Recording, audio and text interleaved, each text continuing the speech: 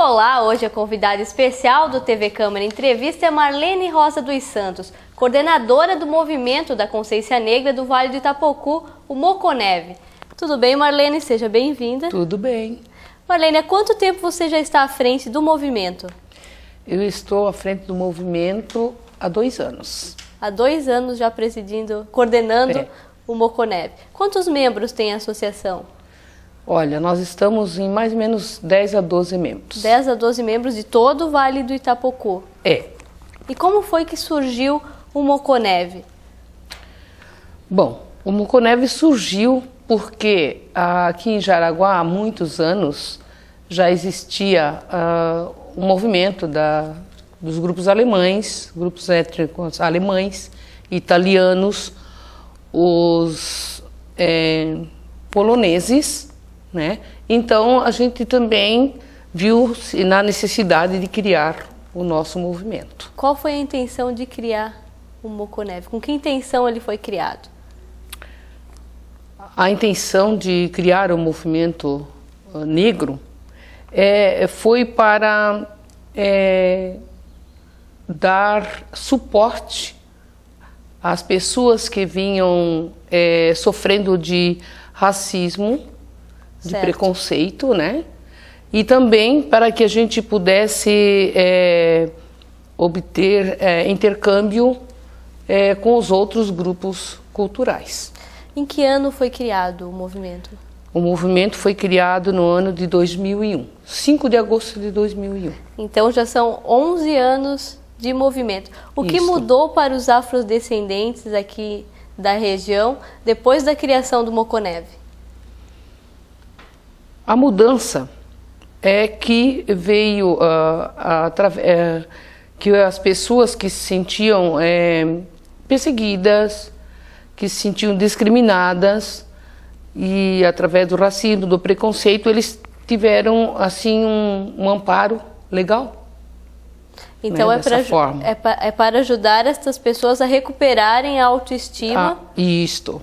Né? Uhum. E se valorizarem como negro. Se valorizarem como negro, né? Darem mais o apoio, né? Também a esse movimento. Então vocês trabalham com o resgate das raízes da etnia e também lutam contra a discriminação e contra a exclusão do negro da sociedade. Na sociedade em si, né? E como é feito esse trabalho? Esse trabalho é feito, quando acontece, ou quando ocorre, né? É feito, é chamada a pessoa, né? Levado para registrar boletim de ocorrência e depois a gente continua nos parâmetros legais. Uhum. Então o movimento ele também é um movimento da consciência negra. Isto. Como vocês fazem essa conscientização? Vocês realizam um trabalho de conscientização? Sim, o trabalho de conscientização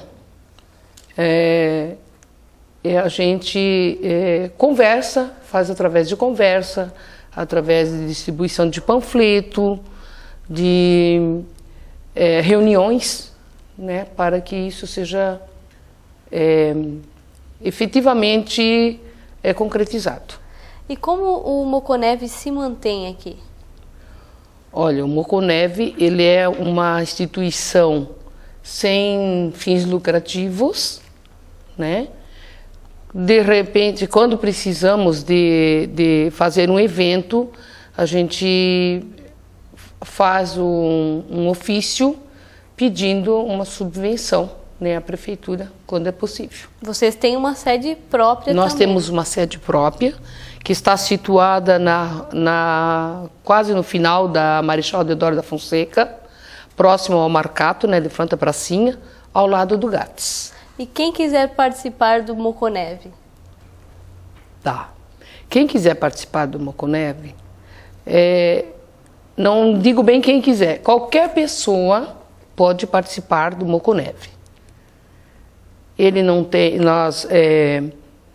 independente da etnia, independente de crença religiosa, de partido político, nós aceitamos assim todas as pessoas que eles quiserem apoiar contribuir,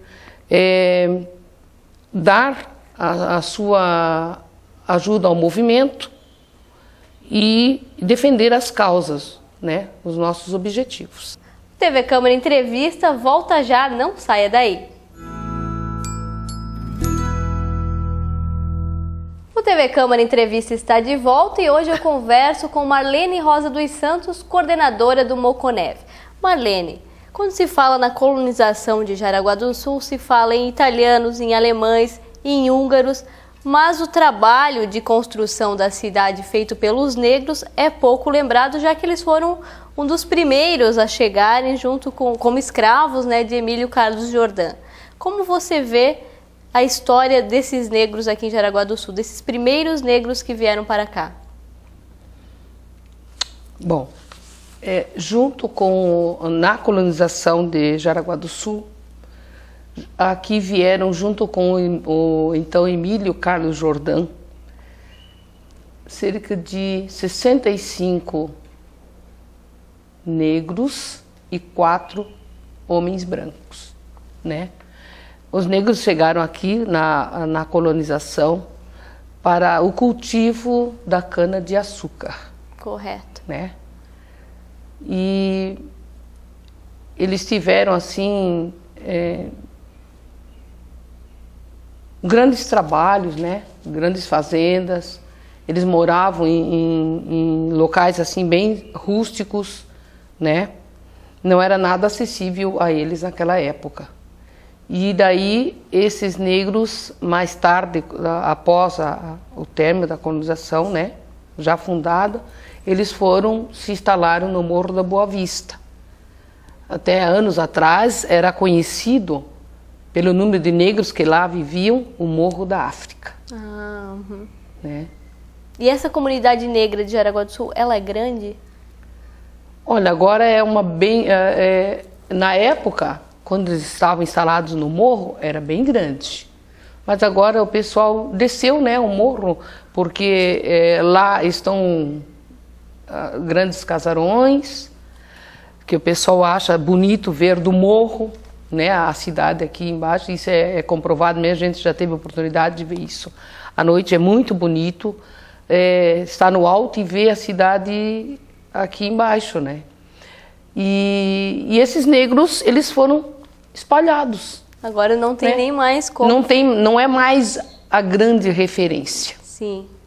É comum isso acontecer conforme a cidade vai crescendo. Conforme a cidade vai crescendo, o povo vai as pequenas comunidades vão se desfazendo. E como os negros aqui da cidade e também da região do Vale do Itapocu enxergam o movimento de consciência negra? Olha, eles enxergam assim com bons olhos, né? Mas só que o pessoal a gente percebe que não há um grande engajamento, né? Que são poucas pessoas, né? Eles veem muito, se aproximam bastante quando fazem uma festa, algo assim que chama a atenção, né? Porque os negros aqui são bastante, eu acho assim que deveria haver mais engajamento, deveria haver maior participação, para fortalecimento do nosso movimento. Marlene, o Moconev busca resgatar a cultura dos afrodescendentes. Quais são as características culturais da etnia? Tá, as características culturais da etnia, nós temos dentro da dança, nós temos a capoeira, né? Bastante conhecida aqui no Brasil. Bastante conhecida, bastante difundida. E há uns anos atrás era proibida. E agora não, nós temos, foi legalizada, né? Então existe vários grupos de capoeira, né? A nível de Brasil, a nível de estado, a nível de município. Aqui em Jaraguá nós temos alguns grupos. E quanto à vestimenta também, né? A nossa vestimenta, ela não é o brilho, mas ela é um colorido, bastante colorido. As mulheres usam a túnica, né? E os turbantes, combinando, né, com a túnica, colares, os brincos, as pulseiras, né? Os homens usam a túnica. E dentro da nossa culinária nós temos o vatapá, que não é muito difundido aqui, mas existe, né? Sim. O vatapá, o acarajé, que é muito gostoso, né? E também a tapioca. É o que que quando nós fizemos nossas festas, a gente faz como culinária a tapioca. É possível conhecer um pouco mais dessa cultura africana quando acontecem as festas das etnias aqui no município, não é? Sim. Nós temos, assim, a festa das etnias, em anos atrás, ela acontecia no parque de evento, na semana entre 23 a 26 de agosto. Todos os grupos étnicos se reuniam, né? Faziam lá a sua culinária, apresentações culturais, a sua culinária e as suas danças, né? Cada um tinha o seu tipo de dança, né? E por incrível que pareça, o nosso movimento assim era o auge da festa, era esperada a dança do Moconeve, que na época quando se apresentava era muito bonito. Mas ainda existe esse grupo de dança? Não, o grupo de dança hoje em dia não existe mais, né? Porque a gente não teve mais apoio, então o grupo deixou de existir. Ah, é uma pena então. Era. TV Câmara Entrevista, volta já, não saia daí. Voltamos agora com o TV Câmara Entrevista e eu converso hoje com Marlene Rosa dos Santos, coordenadora do Moconeve. Marlene, a discriminação e o preconceito racial é crime previsto na Constituição, previsto no Código Penal e também tem uma lei específica que rege o assunto, além de ele ser um crime inafiançável e que não prescreve.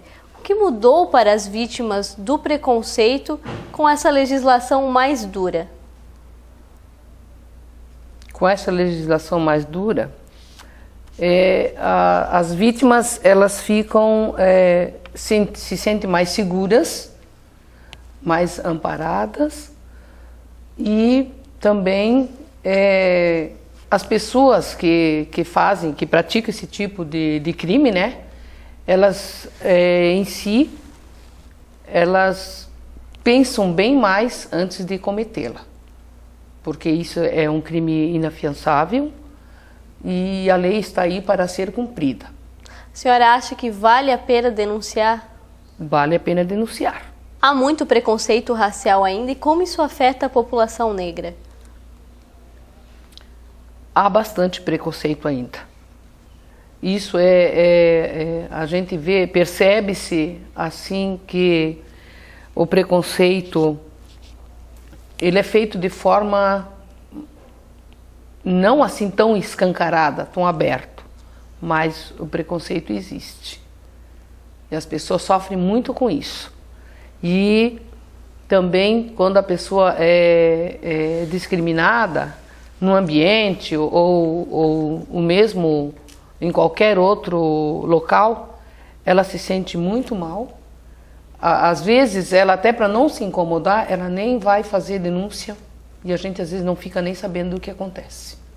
Então aí está aí a importância de denunciar, né, para punir essas pessoas. Para ser punido tem que ser denunciado e ser denunciado tem que ser levado o caso para frente. Não porque a pessoa oferece valor que a pessoa vai lá e retira a queixa. Eu acho que isso tem que ser levado à frente para que as outras pessoas tomem consciência disso e que isso diminua, que isso acabe, um dia acabe com esse preconceito. E como a senhora vê a questão das cotas raciais nas universidades? A senhora acha que é uma reparação da dívida histórica que o Brasil tem com os negros?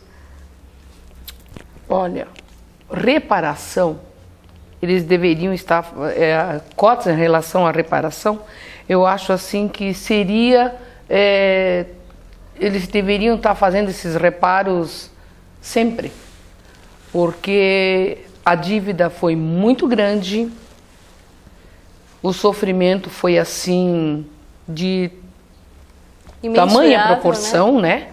Que eu acho assim que não só as cotas, que isso até é pouco para reparar, mas sim sempre fazendo mudanças de forma que valorizasse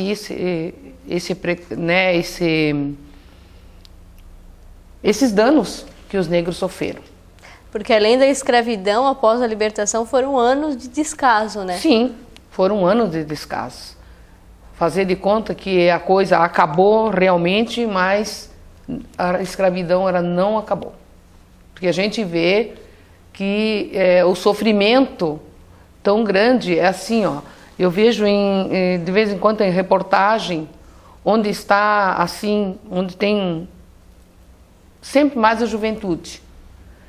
E o que prevalece é onde está o negro. Ele que é como é que se diz, o pivô de toda a situação quando acontece alguma coisa que não é boa. Então, uma assim, situação, ele é culpado. Então, o negro leva a culpa. Como se ele fosse o criminoso. Como se fosse uma pessoa má, como se fosse uma coisa ruim, como se fosse não algo bom para a sociedade. Neste mês, mais precisamente no dia 20, é comemorado o Dia Nacional da Consciência Negra. Marlene, o que o Moconeve irá fazer para marcar esta data especial aqui na região? Exatamente no dia 20, nós vamos homenagear uma pessoa negra aqui na Câmara de Vereadores. Todos os anos é feito essa homenagem. O que a senhora acha que é preciso ainda para o Brasil caminhar para frente e deixar de lado o preconceito? Precisa sim de uma grande conscientização em relação ao negro. Eu diria assim, ó. Sei que tudo é possível quando aquele do alto me fortalece. E que ser negro é um privilégio para nós que somos negros, né? Nós somos capazes, somos dignos de fazer o melhor. E faz-se necessário honrar a nossa etnia, gostar de sermos negros e nos valorizarmos dentro da história, pois para o nosso Brasil, a história do negro é de suma importância. Marlene, por que é comemorado no dia 20 de novembro essa data especial da consciência negra? Então, o dia 20 é comemorado até em razão da morte do grande líder, o Zumbi. Zumbi dos Palmares. Ele foi morto numa emboscada, né? Covardemente, no dia 20 de novembro de 1695. Ele tinha apenas 40 anos de idade, jovem, né? E morreu lutando por causa dessa crueldade da escravidão no Brasil. Zumbi significa o grande guerreiro. Viva Zumbi! É isso aí. Para encerrar, eu gostaria de ler um trecho do livro Jubiabá, de Jorge Amado. Ele foi escrito em 1935 e narra a história do primeiro herói negro da literatura brasileira e também mostra qual era a expectativa do negro naquela época. O trecho diz o seguinte: os meninos negros recebiam seu destino desde cedo. Cresceriam e iriam para o cais, onde ficavam curvos sob o peso dos sacos cheios de cacau, ou ganhariam a vida nas fábricas enormes. E não se revoltavam porque desde há muitos anos vinha sendo assim. Os meninos das ruas bonitas e arborizadas iam ser médicos, advogados, engenheiros, comerciantes, homens ricos. E eles, os negros, iam ser criados desses homens. Havia a tradição da escravidão ao senhor branco e rico, e essa era a única tradição, porque a da liberdade das florestas da África já haviam esquecido e raros a recordavam, e esses raros eram perseguidos e exterminados. Marlene, muito obrigada por ter aceito o nosso convite. Semana que vem o TV Câmara Entrevista está de volta com mais um convidado especial. Até a próxima!